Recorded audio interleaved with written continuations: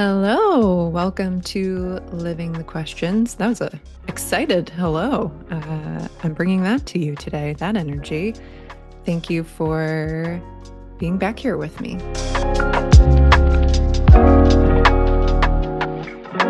Today, I am diving into a multifaceted question. It feels like a lot of the pieces I've been talking about coming together as they tend to do. Um, And today, my question is around how do I shift the tendency of overfunctioning? And in that, it includes a lot of the pieces we've been referencing, things like what does boundary setting look like? What does honoring my no and hearing my no look like? What does knowing my own needs and discerning that from someone else look like? And it also brings up this really big question to me that I'm noticing continues to come up both in, you know, life conversations, but also in all of so far the conversations I've been having here on the podcast, both solo episodes and with guests, where I'm noticing there's this really deep part of my heart that so badly wants to be able to understand through like feeling and cognitively, like logically speaking. I want to understand this parsing out of how to really honor self and other, and to be untangling that from a space of having, having that been more external for me, having had the deeper understanding. This is like my Pisces South Node. If you know astrology, Pisces, sorry, my Libra South Node. South nodes in astrology are basically like, and take this word lightly, but karmic debt. And so basically, all of that's trying to say is that we come in knowing these lessons well, and in knowing the lessons of this sign, we also know the shadow parts and potentially are living those out a little bit stronger in this lifetime to release that piece. That's the ask of our South Node. And with Libra, that's the shadowy part is a people pleasing part, is giving, um is overgiving, is overfunctioning, is doing it at the detriment of yourself, is putting yourself on the back burner for others. Um, like it is the scales. And I was talking about this in a previous episode, a previous conversation where, are those scales actually balanced or are they off kilter? And and you know, this was something that I saw the other day that someone shared, and I will link their post in the show notes because it was so profound to me. It was this really beautiful idea of we don't necessarily need to have an entire full cup in order to still give. And this, I feel like, is the nuance I've been really trying to live into. It's hard when we go from, one side of the pendulum to the other if we're coming from like a people pleasing, fully external, that is what love is, don't be selfish, quote unquote, place. Um, and having a heart that does deeply desire that along with that.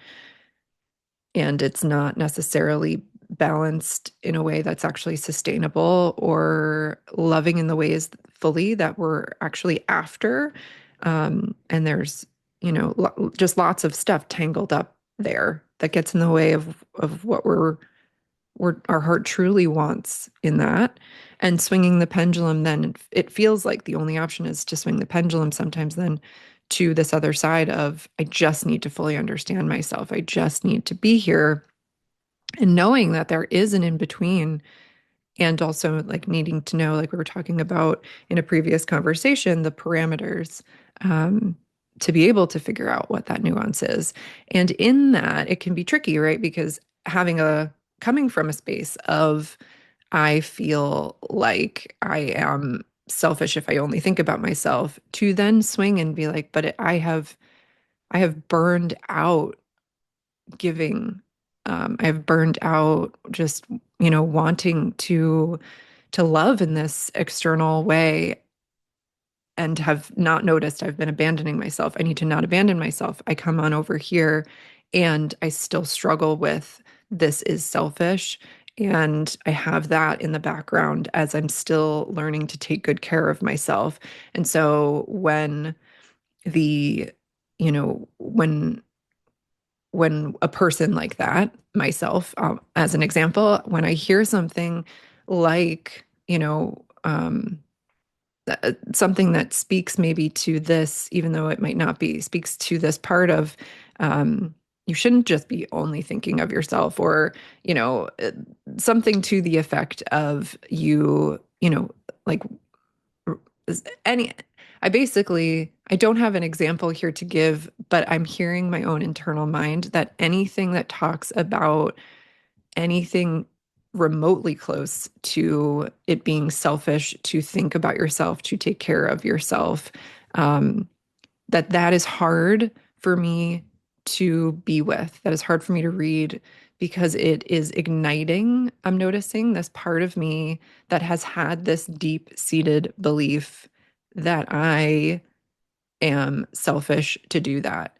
And I also have it with this feeling. It's being met now with this feeling that I can't unknow. I can't unfeel in my body somatically that it isn't it isn't sustainable to not take good care. I can no longer abandon myself now that I've realized that that is a bit of what I've been up to, more than just a bit of what I've been up to. And so it's a hard grapple here because I'm continuing internally to have that war with myself with that deep-seated belief of this is selfish to do. And also, I know it's needed. And I cannot figure out how the two are connected because I know my deep heart for wanting to care and be of service and love others. Um, and I know that they're connected. I know that both of these things are necessary for one another, that me taking good care of myself contributes to the good care of community. I am a part of community. I am not separate from it. These are the lessons I have been learning with this discernment. And also, it is tricky when I do see that yeah, I do see those nuance pieces. I do see that it's not clear cut. And I think sometimes when we swing the pendulum and we're learning these things, we want it to be clear cut. And this post, coming back to this post I was talking about, this beautiful teacher shared about this idea of triaging, this idea of maybe we don't need to be full up in order to give. And what does that look like? Perhaps if we have a little bit more than someone else and someone else is in need, are we able to offer our care from a congruent place? Yeah, from a genuine, generous place there, from what we have, not to deplete what we have, but to say, I'm recognizing I have a bit more to give. I can be honest with myself and I would like to give it, and I'm here to give it. And I see the community, I see the need of a community, of a person, of um, you know, of anything. And I have this to give.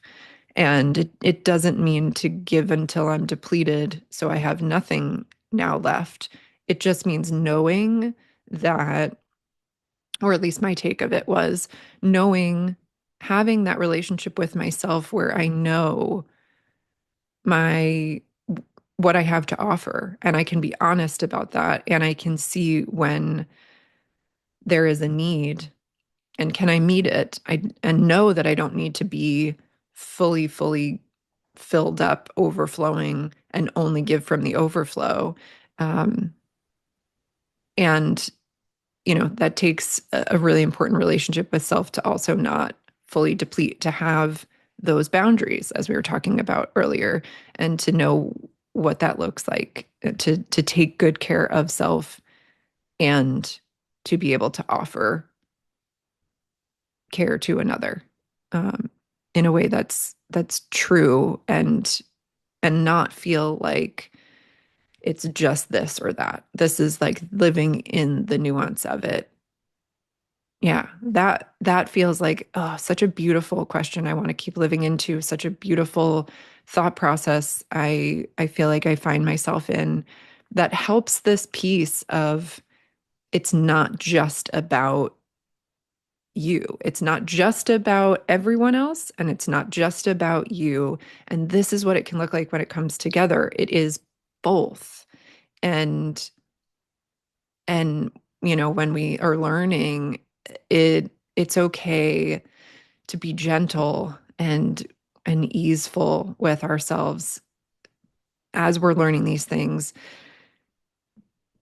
because that new part, that part, even me right now trying to talk about it, I could hear myself struggling to find the words that felt like they were like I was even understanding myself right, that I was putting words to it. And I don't quite have all of those words yet because I'm still in that learning process. I'm literally living in that question and every day. And it is, yeah, something I'm just noticing that giving extra care and gentleness to, and noticing when judgment and shame come up, and noticing what that's connected to, and not to overthink it, or you know spiral out and then be anxious, to actually do the opposite of that, to actually just be with it, to just be present, to just say, this is what I have, this is where I'm at, this is what I'm noticing, this is where I am right now. And I really am starting to see for myself that when I am able to give myself that space and grace, I'm able to see things like, oh, when when I have this, somatic response of someone saying something that I'm interpreting as, don't be selfish for thinking about yourself or taking care of yourself, that is a projection from this people pleasing part that I know deeply I have within me, that I'm still untangling slowly but surely. And I am grateful that I'm able to give myself moments of slowing down in order to see that, to connect that. I'm grateful for moments like this, having this dialogue here on the podcast, to deepen into that further, to make those connection points. And yeah, again, to not to be with judgment, to discern the wisdom, but not to be with judgment to spiral out, to overthink it, to give ourselves anxiety overloads. Knowing the difference of what we're doing here, to have a different relationship with our own mind too, I think is something that I'm also starting to explore. The mind is somatic. It's a part of the body. That's something my somatic teacher so beautifully has taught me, um, right away. I came in saying like, oh, I'm always in my mind and I want to come into my body more. And she so beautifully invited this this combination of, well, your mind, your brain is a part of your whole body, is a part of the somatic system. And how do we not separate? How do we not feel like we need to separate them? How do we bring them more together and hear hear all of the languages of the body? And that's something I'm also living into and learning as well. And so I think there's a lot of power in allowing ourselves to be where we are, and to actually be honest about where that is. I feel like I keep coming back to this piece because clearly because I need to. It's a good reminder for me that being honest with ourselves and not bypassing the reality of just what is right now, it doesn't mean we'll be stuck here. It doesn't mean that, it doesn't mean anything. It's not something that needs to be judged or needs to be made different. Even if we're wanting to be somewhere different in the moment or later on, can we just let ourselves be where we are so that we're able to get to a different point? I think so. I think that's the thing that I'm really trying to offer myself in moments when it's hard to, in moments where I'm struggling, in moments where I'm trying so hard to make it different, so hard to be in a different place. Can I just be where I am? And can that be enough for a second? And can I move from there? And know that that aligned action comes from that, comes from the clarity of being able to just be freaking present with myself and be honest about where I am and not need to make it different right in that moment. Yeah, that.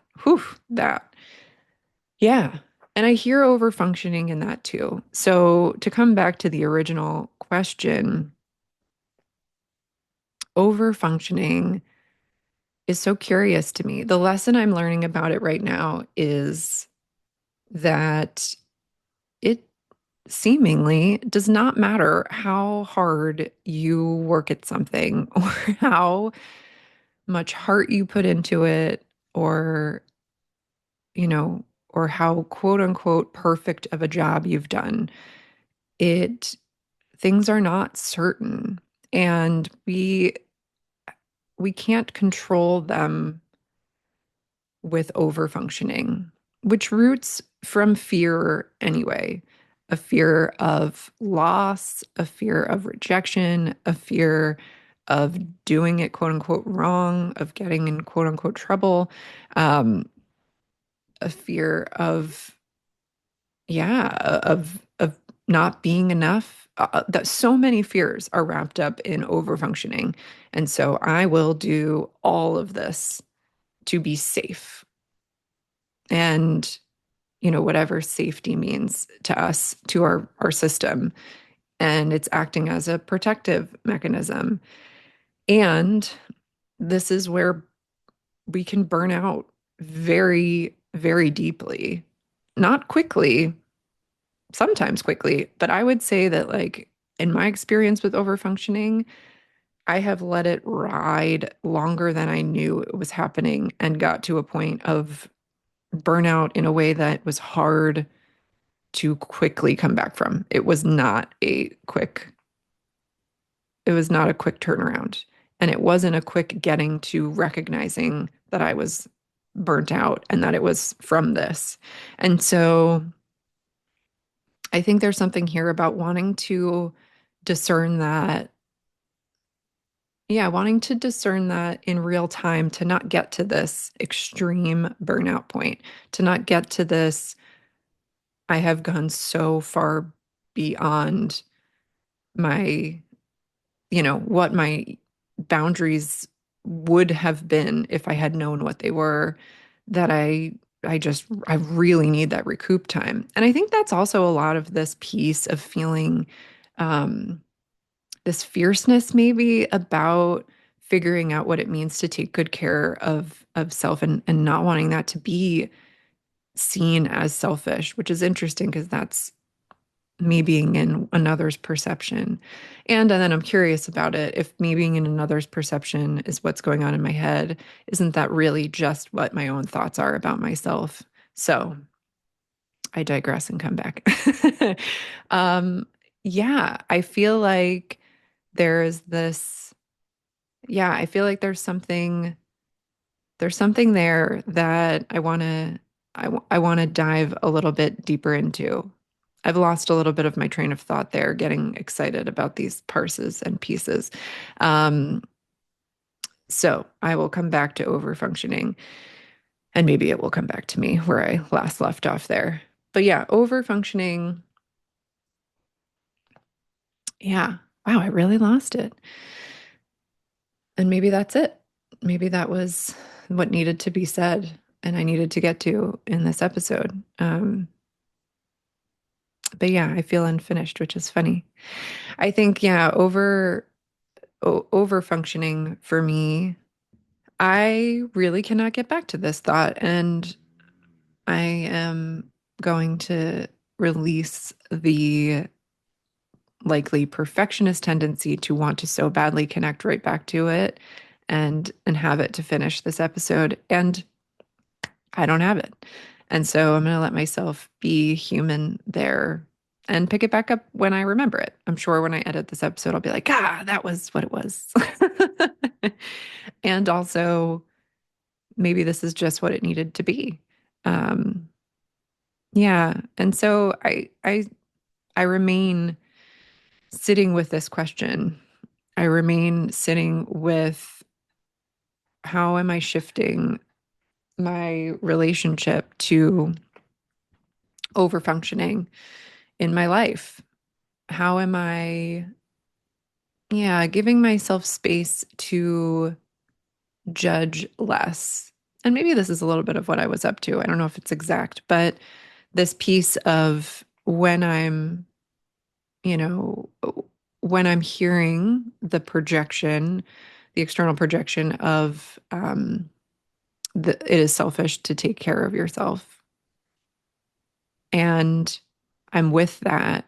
The judgment that I'm creating for myself is not helping me bridge to actually care, to actually not go out, like to it's not helping me to choose something different when it comes to overfunctioning. It doesn't help me recognize when my boundaries have been plowed over because I never brought them to the surface to begin with, to myself, to another, to even understand.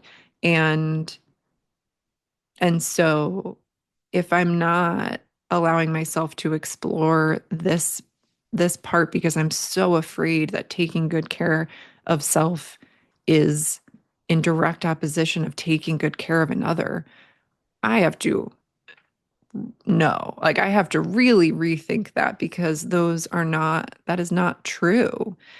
And if deep down that's where I'm living, it is going to be a struggle to take good care of self and have that contribute to good care of community. Have that and have myself be in a place where I have, where I'm able to give from a place that feels really, really honestly loving in just the cleanest, clearest, most beautiful way. And I don't need to have it be perfect. I can still be working through this stuff and still give in a clean and clear and beautiful and generous way. It's not to say it has to be like this all or nothing. Again, we're getting away from that. And also, it does mean that this is important, this part of me figuring out this piece of, what I hear in taking care of self. And it's almost, yeah, there's that. I think that was what I was saying. The ferocity um, around wanting to like protect this lesson I'm learning in self-care is like, it's hard when like there's so much nuance around it. There's so many things that, get umbrellaed under that term or that world. And what does that, um, it doesn't have to look that way. It doesn't have to mean, um, anything. And in my episode, where Nisha and I get to chat, we're talking about such important things in this world that you know, that we need to show up for, how we need to show up for each other, how we need to take good care of ourselves and one another in this world because lives legitimately depend on it. And we talk about wellness, we talk about the, like how it is co-opted as a word. And self-care falls under this umbrella where, it can be easy to start to have that be something that's thought of in a different way. And what does it mean truly to us when you actually take all of that stuff that got connected to it away, all of the judgments on that, all of the things that it must mean if you use that now, take that all away. And what does it actually mean? And what does it actually mean to you? And then from there, what does self-care and being well in yourself look like? And how does that contribute to the world? How does that contribute to the care of others? How does that, yeah, how are those connected? Because they are. And so I think like that's the part that I'm navigating. That's the piece that I'm really deepening into. And yeah, and it's deeply connected. The overfunctioning is giving giving from an incongruent place. And part of it can be congruent, right? Which is why it's like so probably easy to go into, and some of it feels good, right? It's like if I'm over functioning at work, I'm doing a ton of work to make sure that I'm valued and I am not messing up and I'm the most supportive and I am just I won't lose my job. Like that's the fear underneath it all. And the truth is I can give my whole heart. I can give it congruently. I can give it incongruently, and I can overfunction and be doing it out of fear. I can combo the both. Some days it's one and some days it's another, and none of it can make a difference. I can still not have that job, and it has nothing to do with how much I functioned or not.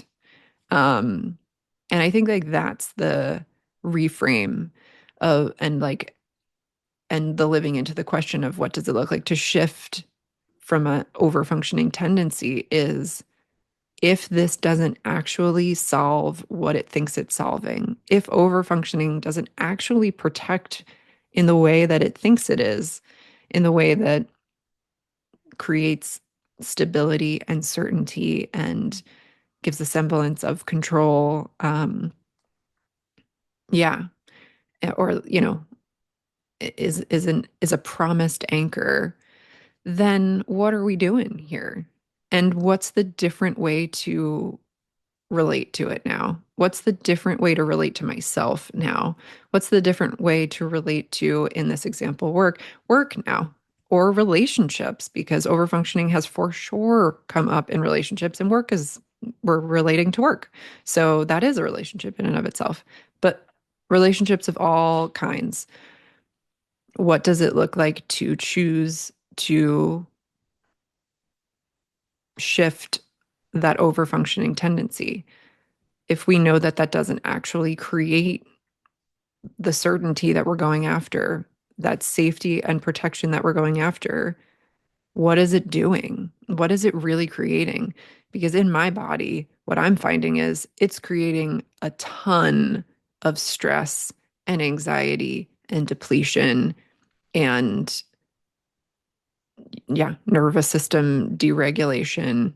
And um yeah, it is not affording me the ability to show up in the ways that I deeply want to, in the ways that we're talking about in this nuanced space of not just external, not just internal, or like, not just everyone else and hyper independence. No, like it's like my heart wants this middle. It wants to take really good care of myself, to be clear about what I need, what my yes and my no's are, where I just am in any given moment, and be able to share that, which is a lot of what I'm up to, exploring and leaning into and seeing that actually, oh, that is possible to practice and to live into just naturally. Um, yeah, and it doesn't have to be one or the other. And this, you know, this this fierceness around um yeah, around learning or like unlearning learning that that language of taking care of yourself is selfish or focusing on yourself is selfish, that part, I feel like there's something to live into there that I'm very, very interested in living into, um, which is, yeah, just recognizing that that's my own conversation with myself. That ferocity is to me saying like this is important and also this is new and it's like a seed that needs nurturance, and that ferocity is like I need to surround this. I need to protect this. I don't want this to die out and go back to this, which I know was unsustainable. And I know there's something here, and I just don't know all of what it is yet. And so I'm loving just seeing the beautiful wisdom of all the things that we get up to as humans. And when we don't judge them, can we just see like that beauty there of I am protecting this sweet thing because I'm learning from it. And I don't need to be fiercely like I don't need to be fiercely here. And also that ferocity. What is that? What is that? What is that trying to do actually? And how can I be with that? And how can I understand that deeper? And maybe that ferocity won't need to be as much if I'm able to just acknowledge where I am, um, truly, and see and meet myself there, because myself is clearly trying to alert me to something if it has a a fierceness somewhere within me. And can I take good care and know and trust myself, right? Like that know is the trust. Can I know myself well? Can I trust myself deeply that in learning this, I am not, I am not, um, yeah, swinging the pendulum away from deep care for others that means so much to me. It is actually helping me understand that better, more clear. It is helping me to show up in ways that actually really are are congruent and offer the depths of my heart that I've wanted to for a long time in a way that is in a way that I think is probably so much more medicinal to this world. And and that means learning more about what my unique being is on this earth and what I have to offer, including to myself. And that's not a selfish thing to give to myself. And that's something I'm going to have to really learn over time because it is just so deeply ingrained. Can it get selfish? Sure. And there's discernment there to be had. And also, it's not an all or nothing, all encompassing thing, this or that. And that comes from this deep people pleasing space, right? Like, as we were talking about before with the Libra balances, it doesn't need to be perfectly balanced. And also, is it completely askew where the balances are tipped so far, as we had talked about previously? It's just good discernment to, yeah, worthy discernment to be in and curiosity to be in. And can we take really good care in that as we learn things like our boundaries, to be able to create things like guardrails so that we're not even getting to maybe boundaries. We're just creating good relationships with ourselves in order to offer really beautiful relationships with others. And I'll exchange good for right relationship with ourselves. That's a really beautiful. I love that phrasing. Um, and like, what is that meaning? To you, if you were to look up right relationship, what does that mean to you? It's really a beautiful adventure in my experience to go on. And I also find yeah, if I'm able to explore right relationship with myself, I am able to offer that to another. I am able to practice that with another. And this goes back to that triage space of I may not have the lesson fully learned. We never do. And can I still go after relating? Can I still go after right relationship with another, even if I just have a little bit of it? Of course. And so that to me feels like, it aligns in so many ways of it's not just the extreme one or the other. It is both. It is the beauty of both. And how do we learn that with discernment and let them braid together beautifully without judgment for either way? What we already knew so well coming in that we're unlearning or actually just like having greater awareness maybe and compassion around the shadows of. And how do we learn these pieces that feel really new without judging them for how they may have connected to those shadows that feel really, um, yeah, like beliefs that have been sticky? What beliefs are no longer serving us there? And can we work to release those to make room for something different so that we can more fully show up as ourselves, that we can more fully share our hearts and really connect in this world?